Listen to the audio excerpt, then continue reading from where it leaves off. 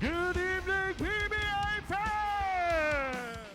Nito lamang Hulyo, tinutukan ng Pinoy basketball fans ang mainit na sagupaan sa pagitan ng San Mig Super Coffee Mixers at Rain or Shine Elasto Painters sa finals game ng PBA Governor's Cup. Oh, volley! Sa gitna ng banggaan, naungusan ng 16 na puntos ang koponang San Mig. Pero hindi sila basta-basta nagpadaig sa laban. Get them settled again and back. Sa huli, itinanghal na kampiyon ang San Mig Super Coffee Mixers na nagwagi sa score na 92-89 kontra Rain or Shine. Gumawa ng kasaysayan ng kanilang pagkapanalo dahil pagkalipas ng 18 taon, ngayon lang ulit nag-Grand Slam ang isang kuponan o nag-champion sa 3 sunod-sunod na conference. Sobrang saya. Di mo talaga ma-explain yung saya kasi di mo alam kung kailan mangyayari ulit to eh. 18 years bago nangyari yung Grand Slam. So, sobrang saya talaga. Naging part kami ng history ng PBA. Una-una gusto ko magpasalamat sa mga fans kasi hindi ganito yung team kung hindi dahil sa kanila eh. So yun, para sa inyo naman itong mga ginagawa namin. So every game gagawin namin live para sa inyo mga fans. Thank you so much. Sa average na 16.2 points, 4.2 rebounds at 1.6 assists sa nagdaang final series, giba ang lahat ng bumangga kay James Yap.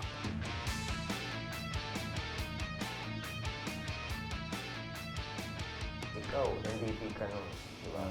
Grand Slam kayo, tapos yung season. Anong pakiramdam mo ngayon? Kasi maraming nai-inspire no? sa ipinapakita mo kagalingan. Nagiging idolo ko talaga ng maraming kabataan. Siguro yung ano lang, syempre masaya, di ba? Masaya talaga na minsan lang to eh.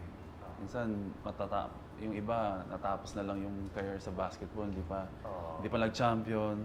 Alam mo yun, tapos ngayon ito nag-Grand Slam kami. So sobrang blessed talaga.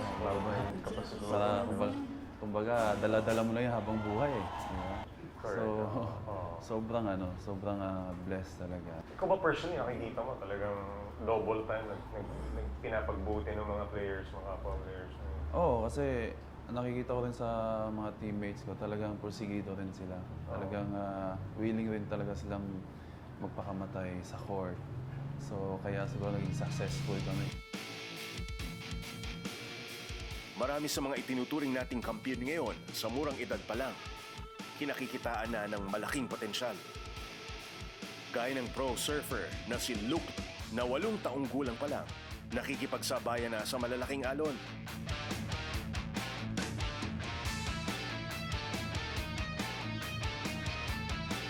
Actually kasi yung dad ko nagsisurf na rin, so I grew up sa resort and then surfing is just part of our life na talaga. Like parang nasa sala namin yung beach, tapos may surfing. Pagtungtong ng 14 anyos, sumabak na siya sa kompetisyon. Hanggang kalaunan, nakapagkamit na siya ng mahigit 40 medalya at tropeo. Parang hindi ko rin matandaan kung paano ako natutong maglakad, gano'n rin sa surfing. So, walang exact day, walang exact date, walang exact age kung kailan ako natuto. Basta namulat lang ako na marunong na ako mag-surf. Ang huli niyang kampyonato, nasungkit niya nung nakarang taon sa isang paligsahang ginanap pa sa Bali, Indonesia. Pero ang extreme water sport na ito, hindi na nga lang daw para sa mga kalalakihan dahil ang mga Pinoy surfers sumasabay na rin sa agos ng tagumpay. Ang magkapatid na Nildy at Nildy Blancada, kumahakot na rin ng parangal sa larangang dati lang nilang libangan.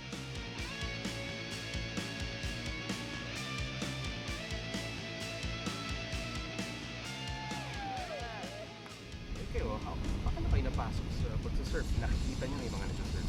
Yeah, yung una, kasi mas na-intriga lang naman ako kasi mostly all my cousins will surf.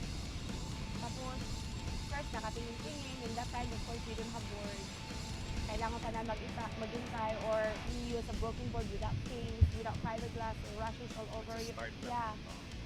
So, why not? So, of course, that time, boys lang naman yung gumagawa. Sabi ko, kung magawa nila, why not? So, subukan na. 12 anyos nang magsimulang magka-interes si Nildy sa surfing. Siya naman ang nagturo kay Nildy noong 14 anyos pa lang ito.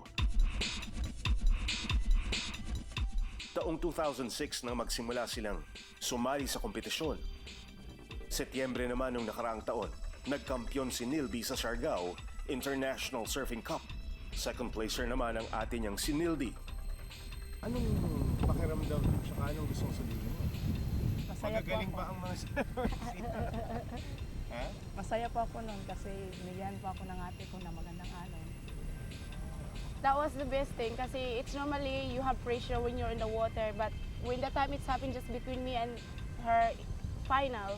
So parang wala nang pressure, it's more on pareho na kami nanalo at saka isa pa we're sisters. So okay, whoever wins, wins. So So ano pa kayo Yeah. naging rival it's actually there's no that she's very good. She just won actually 2 years ago.